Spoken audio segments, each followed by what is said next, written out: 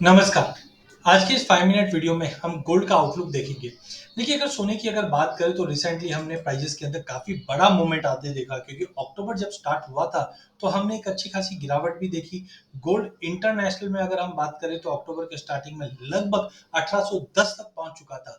But एकाएक जैसे Israel और हमास के बीच में जो कंसर्न्स हुए, उसके बाद मार्केट ने 1810 से 2010 तक का हाई लगाता हुआ दिखाई दिया और आप देख सकते हैं वी शेप रिकवरी ज्यादा करके हम इक्विटी में सुनते हैं बट कमोडिटी में भी पॉसिबल है। इससे पहले मार्च में भी हमने देखा था एक बड़ा फॉल आया और रिकवरी भी बहुत ज्यादा है। तो कुल मिला के मार्केट वापस जो हमने जनवरी फरवरी में देखा था वो लेवल पे मार्केट फिर से आ चुका है। तो इस वक्त भी हम देख रहे हैं $1950 के करीब मार्केट ट्रेड करता हुआ दिखाई। परफॉर्मेंस की अगर हम बात करें तो इंटरनेशनल गोल्ड पिछले एक हफ्ते में हायर लेवल से टूटा है बिकॉज लड़ाई कहीं ना कहीं कूल ऑफ होते हुए दिखाई दे रही। बट पिछले एक महीने में 0.5% की बड़ी तेजी है। जनवरी से अभी तक की भी अगर हम बात करें तो लगभग 7% के करीब की तेजी दिखी पिछले एक साल में 14 साढ़े 14% की तेजी में। तो कुल मिला के मार्केट तेजी में ही है बट टाइमिंग वॉलिटिलिटी सीवियर है बिकॉज जियो पॉलिटिकल टेंशन अपने चरम पे है। इसके अलावा भी काफी फैक्टर। तो आइए सबसे पहले अगर हम पॉइंटर्स की अगर बात करें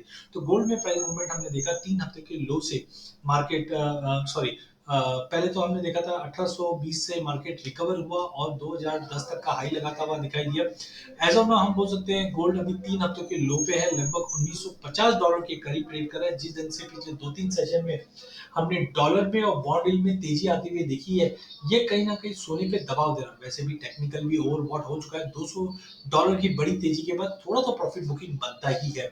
यहाँ पे रिसेंटली हमने देखा जो पावेल की स्पीच आई है यूएस फेड के जो चेयरमैन है उन्होंने बताया है कि मॉनेटरी पॉलिसी के जो चैलेंजेस है वो अभी भी बना हुआ है। कुछ मेंबर्स का मानना है आगे भी रेट हाइक होगा बट ओवरऑल इंडस्ट्री का मानना है कि 2024 के मिड से अगर हम देखेंगे तो कहीं ना कहीं रेट कट होते हुए दिखाई देंगे जो प्राइजेस को सपोर्ट दे सकता है लॉन्ग टर्म में। बट शॉर्ट टर्म में मार्केट तो है।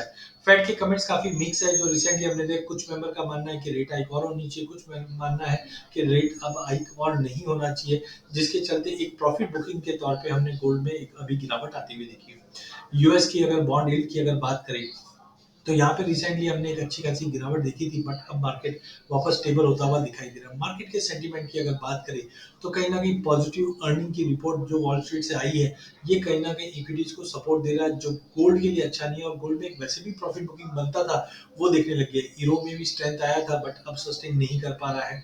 वहीं चाइना से जो इन्फ्लेशन के नंबर्स है वो कहीं ना कहीं काफी इंपॉर्टेंट रहे हैं और रिसेंटली हमने यूएस से भी जो इन्फ्लेशन का नंबर है अभी भी कंट्रोल में नहीं है जो एक इम्पैक्ट दे रहा है।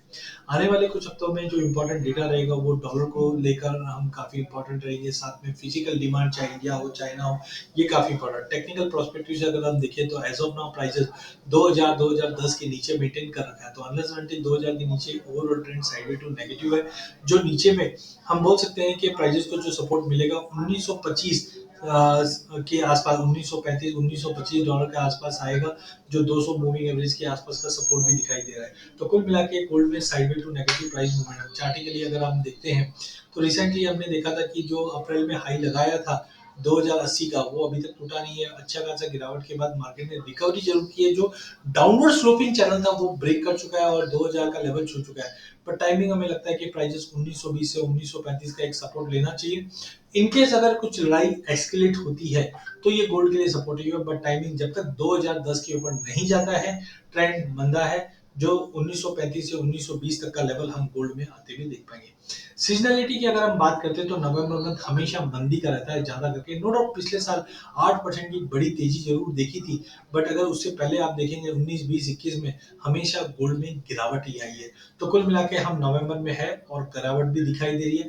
तो नवंबर की जो गिरावट है वो बाइंग के लिए बहुत ही अच्छा मौका रहेगा क्योंकि दिसंबर की तेजी आप देखिए 17 18 19 20 21 22 सभी मंथ में सही सभी सालों में दिसंबर में एक अच्छी तेजी देखी गई है। तो कुल मिला के नवंबर में गिरावट है जो 1920-35 की रेंज में आएगी बट दिसंबर में गोल्ड की सीजनलिटी बहुत स्ट्रांग बताई जा रही है जो गोल्ड को सपोर्ट देता हुआ दिखाई देगा।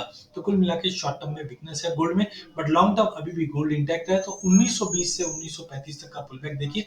नई तेजी के लिए हमें 2010 का वेट करना चाहिए। इसी के साथ मेरा ये सेशन एंड करता हूँ। चैनल को जरूर सब्सक्राइब कीजिए ताकि आप तक इक्विटी कमोडिटी करेंसी के अपडेट आते रहें।